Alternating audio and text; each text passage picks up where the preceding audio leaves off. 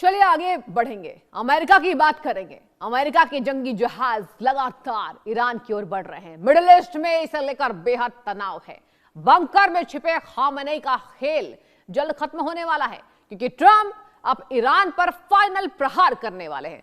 दरअसल social media x पर एक पोस्ट वायरल हो रहा है, जिसे ब्रिक्स न्यूज नामक हैंडल से आपको बता दे किया गया है। पोस्ट इसको किया गया है जिसमें साफ साफ लिखा है, ट्रंप ईरान पर बड़े हमले की तैयारी में है। अमेरिकी जंगी जहाजों का बेड़ा ईरान की ओर बढ़ रहा है। तो क्या वक्त आ गया है दर्शकों की अमेरिकी फौज ईरान पर हमला करेगी? हालांकि ईरानी फौज भी जंग के लिए तैयार है। खामेनेई के पास लाखों जवानों की मुस्लिम सेना है। साथ ही हुती और हिजबुल्लाह के लाखों लड़ाके भी खामेनेई के इशारों पर मैदान में उतर जाएंगे। अब देखना यह होगा कि इस लड़ाई का अंजाम क्या होगा। क्या ईरान का वजूद मिटेगा या फिर ट्रंप के दावे हवाई साबित होंगे?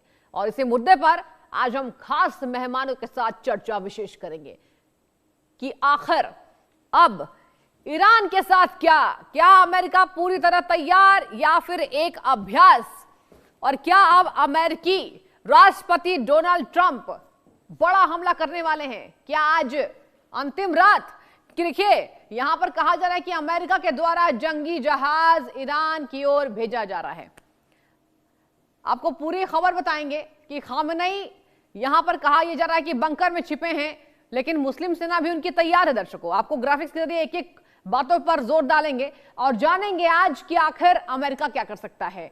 बताते हैं आपको, खामेनेई की मुस्लिम सेना को आपको एक बार जानना जरूरी है। खामेनेई की मुस्लिम सेना IRGC ईरान की प्रभावशाली।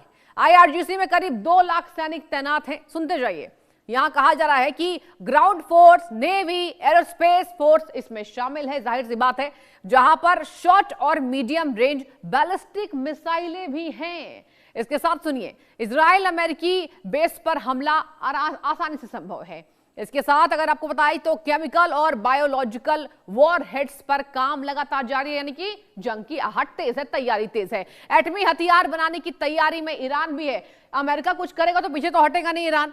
ईरान के पास खतरनाक मिसाइलों का जखीरा है, खतरनाक मिसाइल। और आपको बताएं कि हिजबुल्लाह हुती का भी ईरान को समर्थन है। और यही बात है कि अमेरिका को ईरान से थोड़ी प्रॉब्लम आ सकती है। और बता दें आपको, यहां पर जो जखीरा है, क्या ये जंग की आहट नहीं, क्या ये जंग की शुरुआत हो गई है? बता दें आपको, यहां कहा जा रहा है अमेरिका न्यूक्लियर हथियार बनाने नहीं देना चाहता है। और इसके साथ ही अगर बात करें तो ईरान का न्यूक्लियर कार्यक्रम ट्रंप के लिए चिंता का विषय है। ऐसा नहीं है कि केवल यहां पर ट्रंप ही शक्तिशाली है और ईरान के पास कुछ नहीं है। ईरान के न्यूक्लियर कार्यक्रम से इजराइल को भी टेंशन है। इजराइल क्योंकि देखिए अमेरिका के साथ है इस मामले पर। इसके साथ सुनिए, अमेरिका खामेनेई को सत्ता से करना चाहता है बेदखल। और जहां ईरान में जेनजी प्रदर्शन के पीछे अमेरिका का हाथ है, यह सबने देखा। और इसको लेकर ईरान के खामेनेई ने अमेरिकी राष्ट्रपति ट्रंप को क्रिमिनल भी कहा है। ट्रंप ने ईरान का वजूद मिटाने की चेतावनी दी थी और कहा था कि हम ईरान को जो है वजूद उनका खत्म कर देंगे। और देखिए, अब जंगी जहाजों का जो बेड़ा है वो आगे ईरान की ओर बढ़ रहा है। तो इससे हम ये समझे क्या कि कहीं ना कहीं ये जंग की आहट जो है अब वो युद्ध में तब्दील होने वाली है। और देखिए, आपको ये भी बताएं कि अगर बात की जाए ईरान वर्सेस अमेरिका की, सबसे बड़ी बात है इजराइल साथ है।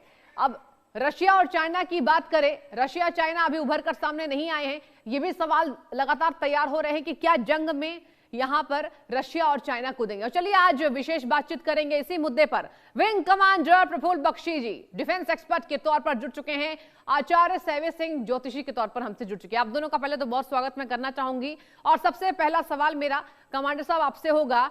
देखिए सर, यहां पर जंगी जहाजों का बेड़ा आगे बढ़ाना, तो क्या ये स्ट्रैटेजी माने या तैयारी आपकी नजर में?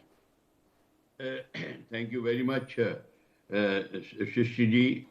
सबसे बड़ी बात यह है कि पहली बात तो मैं इतने अच्छे लोगों के साथ में आप हमको बुलाते हैं, तो कुछ कहने की बात कुछ में मायने रखता है। पर सबसे बड़ी बात यह है कि ये जंगी बेड़े का जहाज का अब एक खास मकसद है। पिछली बार जब आपने देखा था, जब इजराइल और ईरान की लड़ाई हुई थी 5 महीने पहले, 4 महीने पहले, तो उसमें अब अमेरिका ने अपने बॉम्बर्स कतार में और जगह पे बेस कर रखे थे। ठीक है। वहां से ऑब्जेक्शन आ रही थी तो वो एम्बैरसिंग फील कर रहे थे और ईरान को उस जगह पे हमला करना पड़ा था। तो इसको अवॉइड करने के लिए उन्होंने एयरक्राफ्ट कैरियर बैटल ग्रुप लेके आ गए हैं। अब एयरक्राफ्ट वहां से लॉन्च होंगे, एयरक्राफ्ट कैरियर से। तो एक तो ये बात है। दूसरा है एयरक्राफ्ट कैरियर की पोजीशन आप चेंज कर सकते हैं, लोकेशन चेंज कर सकते हैं, ये एक एडवांटेज होगा। पर मामला वहीं तक रह जाएगा कि इतना ज्यादा मेजर अटैक्स नहीं होंगे, क्योंकि एयरक्राफ्ट कैरियर पे जो एयरक्राफ्ट है वो अपने लिमिटेड नंबर पे होंगे और लिमिटेड नंबर के अटैक्स होंगे, पर वो सपोर्ट होगा इजराइल का। अब देखिए, देखना है कि इजराइल इस लड़ाई में आता है कि नहीं। जैसे कि पिछली बार अमेरिका आया था इजराइल के लिए, क्या इजराइल आएगा कि नहीं? और मोस्ट प्रोबेबली अगर ये लड़ाई शुरू होती है तो इजराइल आएगा अंदर, ये बात मान के चलिए। और इस समय बाकी जो इस्लामिक कंट्रीज हैं वो ना के बराबर है, मतलब वो सिर्फ ऑब्जेक्शन उठा रहे हैं, पर वो इंटरवीन नहीं करेंगे in favour of Iran. Iran वैसे भी एक आप देखते हैं जो शिया देश है, और सुन्नी जो मेजॉरिटी की जो कंट्रीज हैं आसपास में जो है वो उसकी कभी मदद करने के नहीं आएंगे। ये आप में लड़ाई में तो आप मान लीजिए, until and unless it's a world war, सारे इस्लामिक कंट्रीज एक साथ हो जाए, ये बात है नहीं यहाँ पर। और इस समय सऊदी अरेबिया रिक्वायर्स अमेरिका, कतार और ये जो इजिप्ट, ये रिक्वायर अमेरिका। और इस समय यहां तक कि हिजबुल्ला, हूतीज और हमास के से जब लड़ाई हो रही थी तो सूडान और बाकी इस्लामिक कंट्रीज ने उनके मिसाइल्स को गिराया था और उन्होंने फेवर नहीं किया था। तो ये लड़ाई वैसी होगी। और जैसे कि हम पहले भी डिस्कस कर रहे थे, आर्मी का रोल ना के बराबर होगा इसमें, क्योंकि आप डायरेक्टली इन्वेड नहीं कर सकते, इतनी सेना नहीं इकट्ठी हो सकती अमेरिका की कि वो इन्वेजन कर दे, जैसे सेकेंड वर्ल्ड वॉर में नॉर्मंडी लैंडिंग में हुआ था। उसके लिए आपको लैंडिंग क्राफ्ट चाहिए, क्योंकि इंपीरियल गार्ड जो ईरान के हैं वो बहुत तादाद में हैं और वो ये नहीं होने देंगे। और अमेरिका की आर्मी ने कभी ऐसा कमाल दिखाया ही नहीं, इराक में भी, अफगानिस्तान में भी, कहीं भी हो। उनकी फायर पावर से होता है कि डिस्ट्रॉय कर सकते हैं। तो इनकी फायर पावर इनके न्यूक्लियर बेसिस को डिस्ट्रॉय करेगी, जो 3 न्यूक्लियर उनके जो मेन स्टेशन हैं, और बाकी एयरफील्ड्स को करेगी। ये इकोनॉमिक प्रॉब्लम होगी, नुकसान होगा, पर आप ईरान पे कब्जा नहीं कर सकेगा, ये आप भूल जाइए, ये नहीं होगा और ईरान हार नहीं मानेगा। आपके हिसाब से कि सेना उतारना इतना आसान नहीं है, जैसा हम देख रहे हैं, तमाम चर्चा विशेष हो रही है कि अमेरिका क्या ईरान के लिए आज आखिरी दिन साबित होगा। और देखिए सर, आपने एक और बात बहुत अच्छी कही कि कहीं ना कहीं ऐसा जो युद्ध के आसार नजर आ रहे हैं, इस पर पूर्ण विराम भी लगाया जा सकता है। ट्रंप कुछ भी कर रहे हैं। एक बार मैं सवाल लेना चाहूंगी इसी से जुड़ा हुआ, आचार्य सैवे सिंह आपके। आचार्य जी, ये बताइए, ज्योतिष के हिसाब से ग्रह गोचर की हम लगातार चर्चा कर रहे हैं, फिलहाल क्या नजर आ रहा है? क्या आने वाले 6 महीने अभी वाकई भारी होने वाले? सैवी जी। बिल्कुल, thank you for your question Srishti ji. और हम ग्रहों नक्षत्रों की ही हमेशा बात करते हैं, इसीलिए सबसे पहले आज बसंत पंचमी का भी दिन है, तो इसीलिए सभी दर्शकों को, आपको, विंग कमांडर सर को, सभी को हार्दिक शुभकामनाएं हैं बसंत पंचमी की। युद्ध के विषय में तो हम बात करते ही रहते हैं, और देश भर में जो स्थितियां चल रही हैं, विदेश में, पूरे अगर हम बात करते हैं वर्ल्ड वाइड जो स्थितियां बन रही हैं, वो किसी भी तरीके से पॉजिटिव नहीं है। लेकिन फिर भी हमें जब भी त्योहार का पर्व आता है तो अपनी तरफ से कुछ प्रयास जरूर करना चाहिए कि अपने वातावरण में कुछ पॉजिटिविटी जो है वो हम इंस्टिल कर सके। तो once again wishing you all a very happy Basant पंचमी।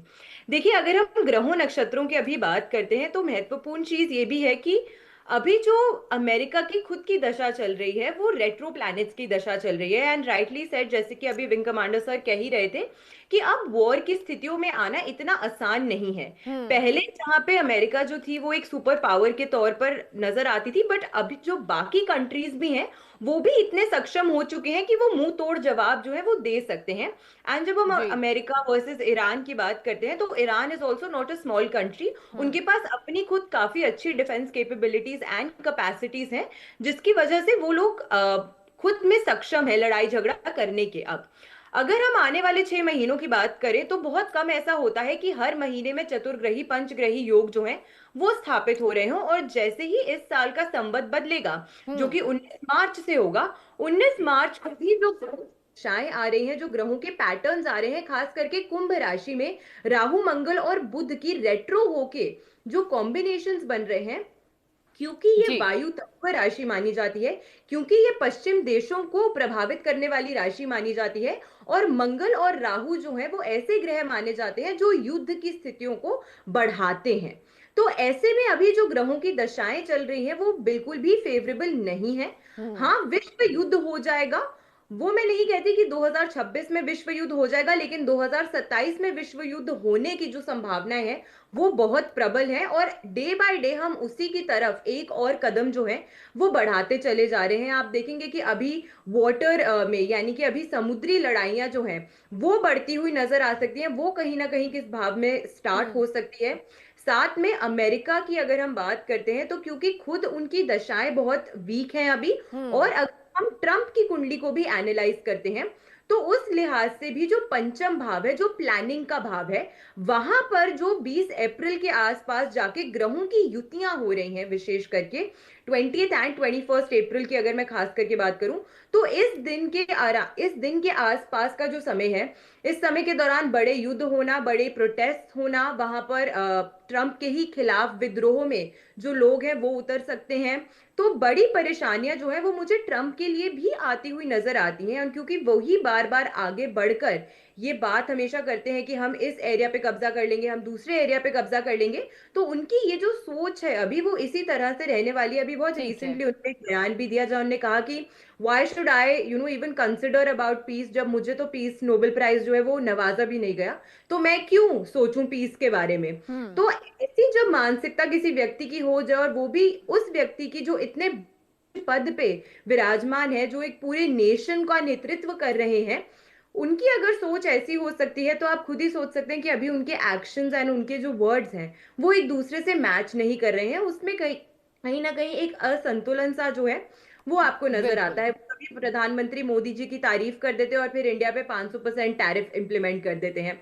तो उनकी करनी और कथनी जो है वो उनकी ग्रहों की दशाओं की वजह से मैच नहीं कर रही है। एंड अगर वर्ल्ड वॉर की स्थितियां बनी, तो लेट मी टेल यू कि सबसे पहली जगह जो तहस नहस और तबाह होगी वो मिडिल ईस्ट का ही एरिया होने वाला है। और ये हम नहीं बोलते हैं, ये ग्रह दशाएं बता रही हैं, ये ठीक नक्षत्रों है। के पैटर्न्स बता रहे हैं, और उनके ट्रांजिट्स बता रहे हैं कि देश के विदेश के किस भाव में सबसे ज्यादा हानि होने के जो चांसेस हैं वो नजर आते हैं। जी ठीक है सैवी जी।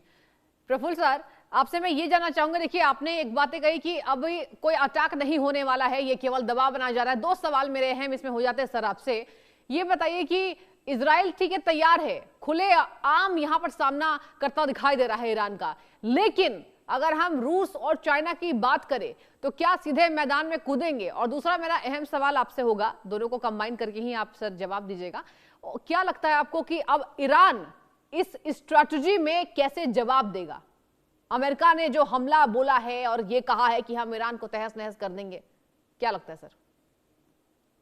देखिए, आपने जो सवाल किया है कि ईरान अब कैसे जवाब देगा, और ईरान इस समय जवाब तो देने का समय तब आएगा कि हाँ। जब उसके ऊपर अटैक होगा। ठीक है। और रूस और चीन की जो आप बात कर रहे हैं, रूस जो है अपने प्रॉब्लम्स में इतना उलझा हुआ है, खासकर यूक्रेन में, और इस समय रूस इस स्थिति में नहीं है कि खुद कुछ ऐसे काम करे और फिर अमेरिका के ऊपर उंगली उठाने की कोशिश करे। और सर और वहां चाइना पे भी कुछ नहीं कह रहा है, चाइना भी कुछ नहीं कह रहा है।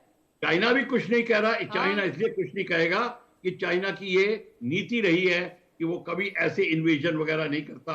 उसको कोई वो वैसे इकोनॉमिक प्रेशर जितना डाल देगा और उसके बाद में उनको डेट में डाल सकता है, और अगर बहुत ही कमजोर कंट्री है तो उसके ऊपर वो अटैक कर सकता है। पर चाइना इस तरीके से वॉर नहीं करेगा, उनकी डॉक्ट्रिन ही नहीं है। बस ये मैं बता दूं आपको बात, ईरान जो है, इजराइल जो है, वो वेट कर रहा है कि अब कब उसको ग्रीन सिग्नल मिलता है और कब एंटर करेगा। और अभी जैसे कि ज्योतिष हमारी सेवी सिंह जी कह रही थी, वो बिल्कुल एक बात बहुत पते की कह रही हैं कि ये जो लड़ाई का जो टेंशन है ये इंक्रीज होगा, क्योंकि इस समय जब फ्लीट आ गई है यहाँ पे, अब अमेरिकन बेस जो हैं जो रेडी हो जाएंगे चारों तरफ, और रीअलाइनमेंट ऑफ पॉलिटिकल फोर्सेस होगी, और इस समय बहुत सिनारियो बन जाएगा 2027 में क्या पॉलिटिकल सिचुएशन रहेगी। और उस समय एवरीथिंग विल बी क्लियर।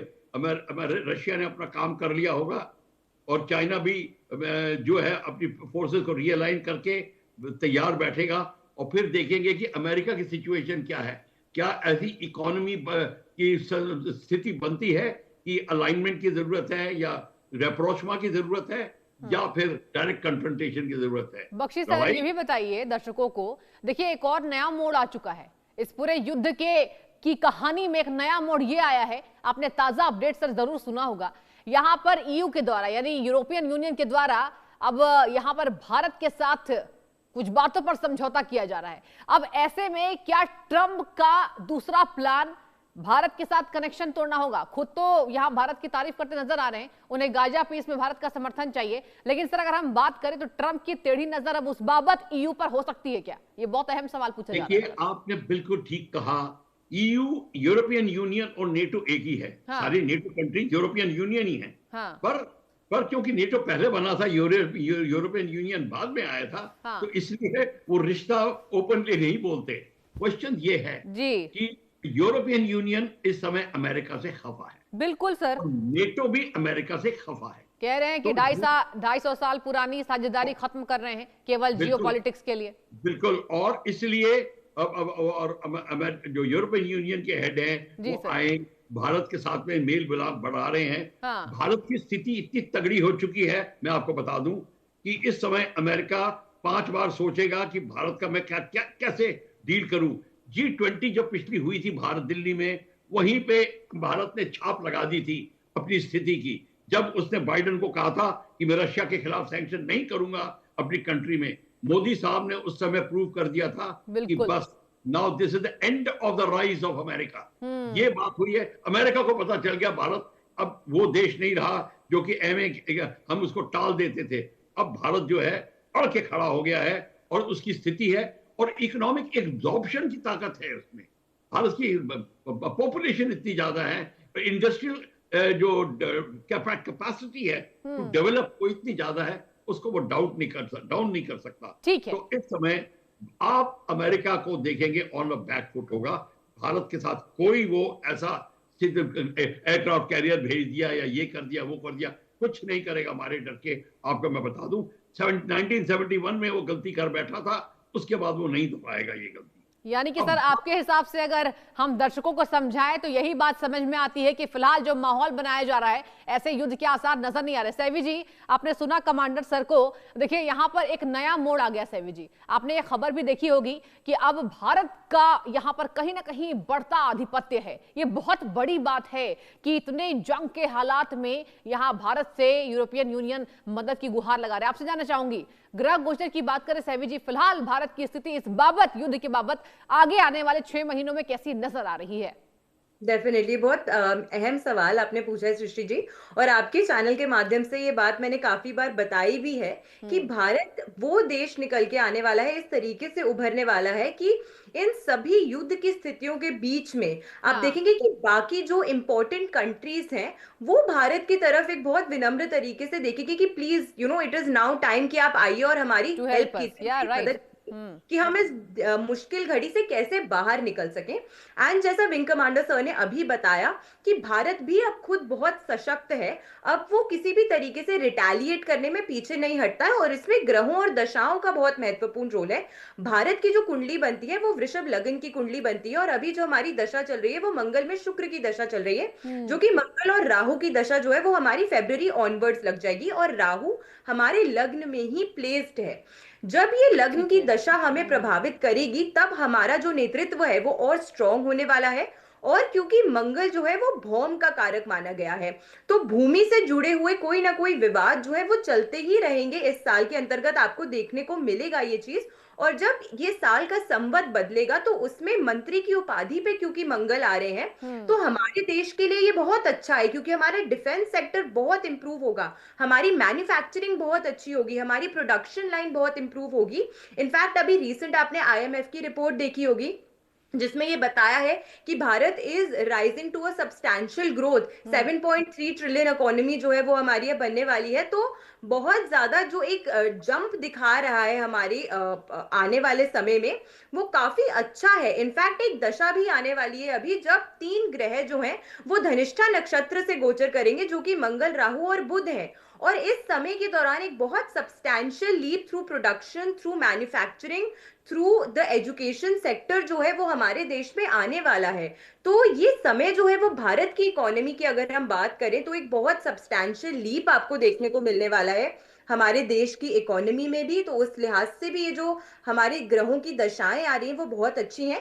एक चीज मैं बोलूंगी कि ये जो ग्रहों के गोचर हो रहे हैं उसके कारण कहीं ना कहीं एंड ऑफ द ईयर में जाके ऑलमोस्ट अक्टूबर के आसपास का जो समय है वो थोड़ा सा सरकार के लिए भी थोड़ा सा सतर्क रहने के लिए समय रहने वाला है।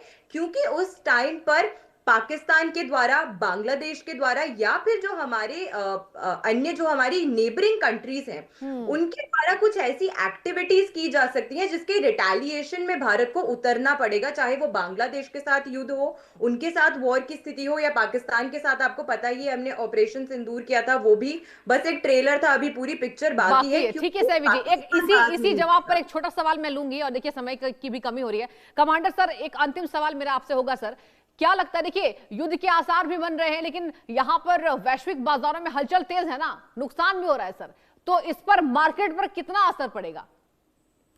देखिए, अब युद्ध के आसार नजर आ रहे हैं। जब युद्ध के आसार नजर आते हैं तो कई मार्केट के हिस्से बड़े तेजी से उठने लगते हैं। हाँ। खासकर सेल्स ऑफ आर्म्स और any all equipment associated with armament, technology equipment, IT के सिग्नल्स इक्विपमेंट, रडार इक्विपमेंट, ये जितने हैं, ये इनकी तेज हो जाएगी। और दूसरा है, एक दूसरे पर प्रतिबंध लगाने की क्रिया ऑलरेडी स्टार्ट हो जाएगी। जैसे कारगिल के दौरान हमको सोने के भाव लेना पड़ रहा था, 155 मिलीमीटर आर्टिलरी शेल। स्थितियां वैसी स्टार्ट हो जाएंगी। तो जो कंट्रीज इंडस्ट्रियली एडवांस्ड हैं वो ज्यादा फायदा उठाएंगी, जो इंडस्ट्रियली वीक हैं उनको बहुत नुकसान होगा। सबसे ज्यादा क्षति किस देश को? सबसे ज्यादा क्षति जो होगी वो होगी पाकिस्तान को, बांग्लादेश को, इनको होगी। और सबसे बड़ी बात है, जैसे अभी हमारी सैवी जी कह रही थी कि ये जो होने वाली जो स्थिति है ये हो सकती है सिलीगुड़ी कॉरिडोर के आसपास, जहां पे वो चाइना ने ऑलरेडी वेट किया हुआ है। चाइना ने दोनों को कहा है, पाकिस्तान और बांग्लादेश को, कि आप एकजुट हो जाइए, क्योंकि ट्रिपल अटैक करने की बात आती है। चाइना प्रेशर डाल के रखेगा, बांग्लादेश और पाकिस्तान हमारे पे मिलिट्री एक्शन कर सकते हैं इकट्ठे। तो ये इसकी स्थिति आ सकती है अनटिल एंड अनलेस भारत अपनी और चौकस तेज कर दे और उनके सी रूट्स के ऊपर, खासकर बांग्लादेश के सी रूट्स के ऊपर, बे ऑफ बंगाल के ऊपर आप अपनी स्थिति मजबूत करके उनकी शिपिंग पर प्रतिबंध लगाए। नहीं तो ये कुछ ना कुछ गड़बड़ कर सकते हैं। पर हमारे को जान के ये खुशी है कि भारत की अब चिंतन और थिंकिंग इस स्ट्रेटेजिक एरिया में हो गई, जो पहले नहीं थी। पहले हम नहीं सोचा करते थे, हम पहले नॉर्मल पॉलिटिक्स में अपना समय गवा के और सोचते थे एवरीथिंग इज ओके। अब वो नहीं है, वो स्थिति नहीं रही। ठीक है, थैंक गॉड हम चाणक्य की तरह सोचने लगे हैं और वो हमारी बिल्कुल चाणक्य की तरह सोचने लगे, और ये नया भारत है। सैवी जी, बख्शी सर, आप दोनों का बहुत बहुत धन्यवाद तमाम चर्चा में जुड़ने के लिए। और वक्त एक छोटे से ब्रेक का, आप देखते रहिए इंडिया न्यूज लगातार।